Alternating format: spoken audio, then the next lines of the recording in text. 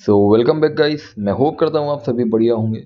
अब जो Volkswagen company देखते हैं, जिसके भी हमारे पास इंडिया में पोलो आती है, रैपिड आती है, तो ये कंपनी बहुत सी लग्जरी कार्स और एक्सोटिक कार्स की कंपनी ओन करती हैं, जैसे कि लंबोर्गिनी हो गई, बेंटली हो गई, बुगाटी हो गई, ऑडी हो गई, पोर्शे हो गई। तो ये सारी गाड़ियों की कंपनी ये फोक्सवैगन ओन करती है और उनको सबका कॉम्बिनेशन जो कहते हैं ये फोक्सवैगन ग्रुप कहते हैं। सो एक्चुअली इंसिडेंट में हुआ क्या था कि फोक्सवैगन ग्रुप की कार्गो शिप आ रही थी यूरोप से यूएस तक। तो उस कार्गो शिप में कुछ ऐसी ही 4000 गाड़ियां लोड करी गई थी, लग्जरी और एक्सपेंसिव गाड़ियां, जैसे 1000 लंबोर्गिनी थी और 1100 उसमें पोर्शे की गाड़ी थी। बाकी इसमें 200 गाड़ियां करीबन बेंटले थी, बाकी कुछ ऑडीज थी और कुछ फोक्सवैगन की खुद की ओरिजिनल अपनी गाड़ियां थी। तो अपने रूट में बीच में जैसे अटलांटिक ओशन पहुंची थी ये कार्गो शिप, तो उस समय इस कार्गो शिप ने एकदम से फायर पकड़ ली किसी रीजन की वजह से जो अभी तक क्लियर आउट नहीं हो पाया है। और आग इतनी स्पीड से बढ़ी उस कार्गो शिप में कि अनकंट्रोलेबल हो गई, क्योंकि इस कार्गो शिप में इलेक्ट्रिक और नॉन इलेक्ट्रिक गाड़ियां दोनों ही लोड होकर जा रही थी। क्योंकि इलेक्ट्रिक गाड़ियों में लिथियम आयन की बैटरीज डाली जाती हैं बहुत हाई वोल्टेज वाली, तो वो आग के कारण ब्लास्ट हो गई, जिस वजह से और ज्यादा बढ़ गई आग कार्गो शिप में। और साथ ही जब नॉन इलेक्ट्रिक गाड़ियां हैं उसमें एक फ्यूल भी होता है, उनके इंजन ऑयल्स भी होते हैं और साथ ही उनके रबर्स भी होते हैं, जो रबर के टायर होते हैं, 4 रबर के टायर होते हैं। तो सबका कॉम्बिनेशन बन के ये आग इतनी ज्यादा अनकंट्रोलेबल हो गई थी कि रुक ही नहीं रही थी।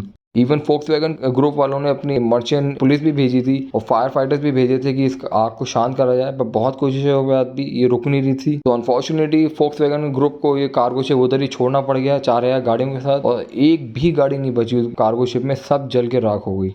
और ये कार्गो शिप ऑलमोस्ट 6 दिन तक जलता रहा और फिर उसके बाद जाके शांत हुआ। तो आप सोच ही सकते हैं किस लेवल की इसमें आग लगी होगी। इतनी तगड़ी आग तो किसी बस की बात नहीं कि शांत करी है। और ये 4000 गाड़ी जलने की वजह से फोक्सवैगन ग्रुप को $400 मिलियन का नुकसान हुआ। और इस कार्गो शिप का नाम फेलिसिटी ए शिप था, जो ये 4000 गाड़ियां लोड करके जा रही थी। और बाकी इस कार्गो शिप पे 22 क्रू मेंबर्स भी थे, जो यानी सब लोग सेफली अपना वहां से निकल गए और उनको रेस्क्यू करा लिया। किसी को कोई दिक्कत नहीं है, किसी को कोई इंजरी नहीं है। ये एक सबसे बढ़िया पार्ट रहा कि किसी क्रू मेंबर को भी कोई भी दिक्कत नहीं हुई। और जो कार्गो शिप थी 1000 माइल्स दूर थी अपने पोर्ट से, जिस वजह से और भी ज्यादा दिक्कतें आ रही थी फोक्सवैगन ग्रुप को इस आग को रोकने के लिए। और इस इंसिडेंट की वजह से एनवायरमेंटल ग्रुप्स भी बीच में आ गए कि उनका ये कहना था कि इसमें इतनी ज्यादा आग लगी है तो इससे हमारे एनवायरमेंट पे बहुत फर्क पड़ेगा और इससे हमारे एक्वेटिक लाइफ पे फर्क पड़ सकता है। और एनवायरमेंटल ग्रुप ने वार्न भी कर दिया था फोक्सवैगन कंपनी को कि ये आपका कार्गो शिप इधर अटलांटिक ओशन में डूबना नहीं चाहिए। ये एक होम है वेल्स के लिए, जहाँ पे ब्लू वेल्स, स्पर्म वेल्स आती हैं। इनकी लाइफ में हम लोग रिस्क नहीं ले सकते हैं। तो इस वजह ग्रुप से फोक्सवैगन कंपनी भी ये कह देते कि अपने आप कार्गो शिप को टो करके और अपने पोर्ट तक ले जाइए, ये शिप यहाँ पे सिंक नहीं होनी चाहिए।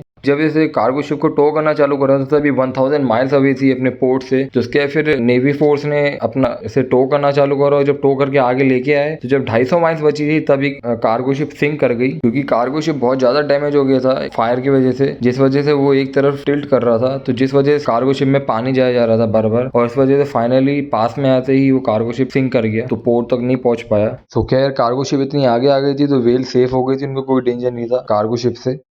सो गाइस ये था सारा फोक्सवैगन कार्गो शिप के इंसिडेंट के बारे में। सो गाइस आप मुझे कमेंट करके जरूर बताइएगा कि आपको वीडियो कैसी लगी और लाइक शेयर सब्सक्राइब जरूर कर दीजिएगा।